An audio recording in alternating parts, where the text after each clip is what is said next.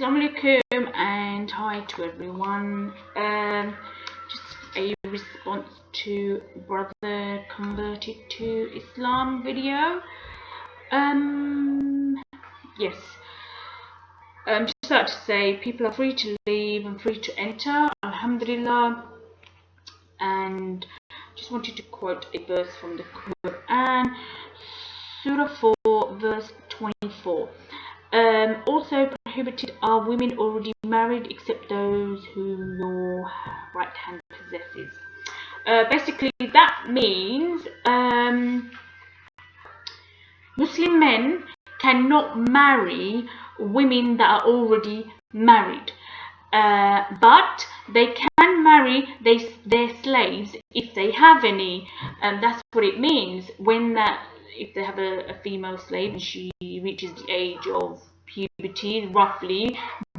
In the old days, it was kind of like, and they were like 16, 17, 18, 19, not like the way girls hit puberty so young. In the old days, they didn't reach puberty until they were roughly like 16, 17, 18, 19.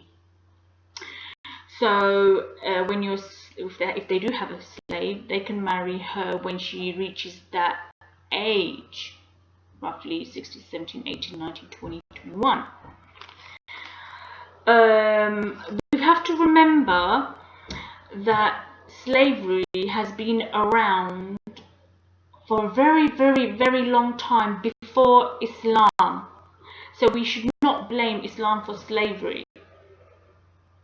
Never. Because it was around, I think, 3,000 to 4,000 years before Islam. And Islam has only been around for 1,400 years. SubhanAllah. And the other verse I would like to quote to you is Surah 24, verse 33. I think it was. Let me have a look. Yes. But force not your maids into prostitution when they desire chastity. I don't know if I'm pronouncing that properly. Well, that basically means that your servants, or your slaves, they don't want to have sex with you, so don't force them into sex, because they don't want to have sex with you, so it turns into prostitution. They don't want to have sex with you, so don't force them into a sexual relationship with you when they don't want to.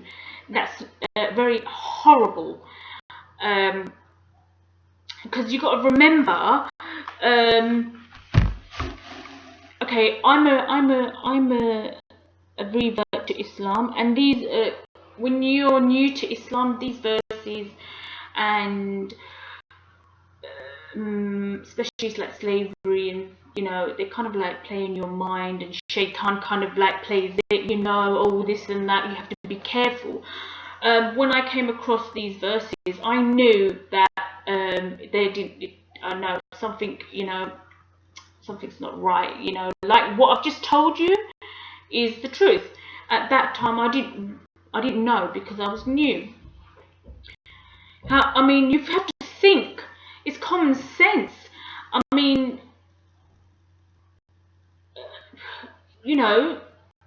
why would you force someone to have sex with you? I mean, why should she or he, I'm just saying, have sex with you if they don't want to? Why? Unfortunately, we do have people who just think about themselves. I mean, just say if a man has 4 wives, you're going to leave your 4 wives just to go and have sex with a slave that you've got. Slaves. To me, I respect everybody. It doesn't matter if the person is Muslim or non-Muslim. I respect everyone. Everyone is respected, and that's how it should be. Even if you have 4 wives and you had a slave, like, I'm just saying, what, you're going to like disrespect that slave? Oh, I don't really care, I don't care. I'm just gonna have sex with her. I don't care what she, no, because she doesn't want to have sex with you. Do you know what I mean? She does not want to.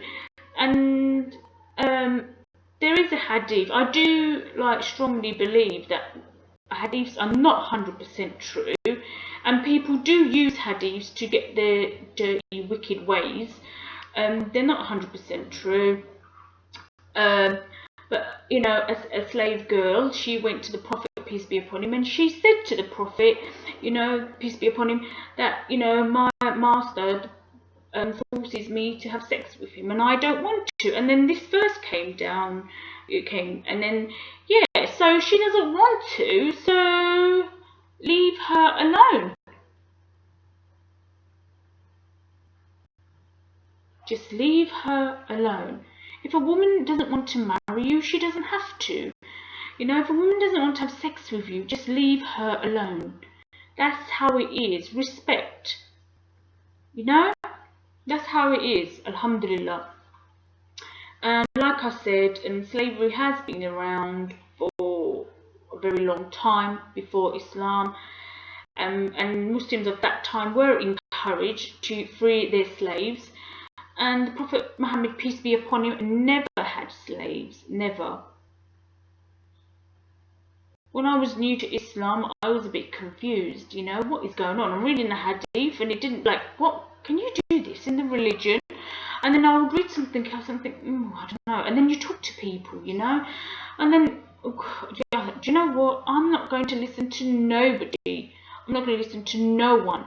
And then, alhamdulillah, I started understanding the religion a bit more, because I didn't listen to nobody. Didn't know, not even imams and sheikhs.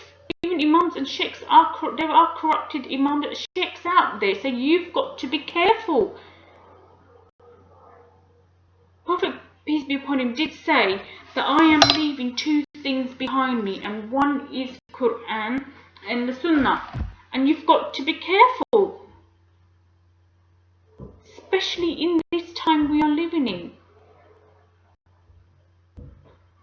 People are free to leave, as in the Quran. It says there is no compulsion in the religion, and that is in the Quran. And that's what I would like to say. Thank you for listening. Assalamu alaikum and bye.